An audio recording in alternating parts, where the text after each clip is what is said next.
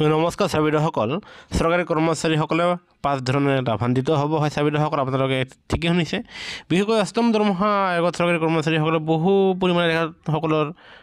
দৰমহা আৰু পেঞ্চনৰ টকা বৃদ্ধি পাব লগতে 5টা প্ৰমোচন লগতে একাধিক ভাত্তা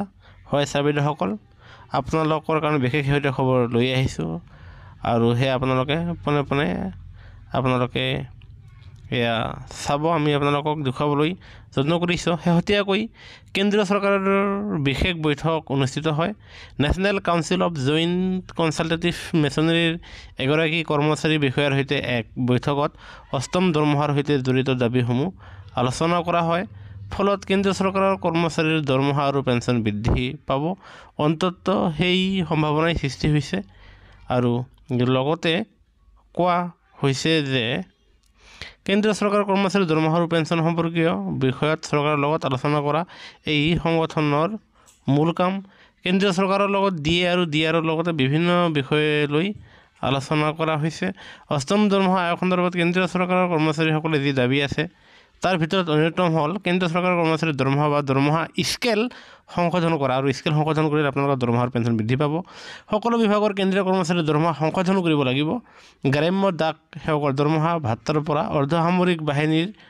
বেতনক্ৰম আপোনাৰ ঠিক হ'ব যাৰ ফলত 1 জানুৱাৰীৰ পৰা কাৰ্যকৰী হ'ব নতুন দৰমহা আয়োগ বা অষ্টম দৰমহা আয়োগ আৰু যিটো জীৱন যাপনৰ খৰচ অনুযায়ী ন্যূনতম মজুৰি বৃদ্ধিৰ দাবী উঠিছে যাৰ ফলত আধুনিক জীৱনশৈলী বজাই ৰাখিবলৈ সকলো বিষয়ত নজৰ ৰাখিব লাগিব লেভেল 1 2 3 4 5 6 সংযুক্ত কৰিব লাগিব আৰু এই MACPৰ গাঁথনি সলনি কৰাৰ প্ৰয়োজন আছে কমেও 5টাকৈ পদোন্নতি দিব লাগিব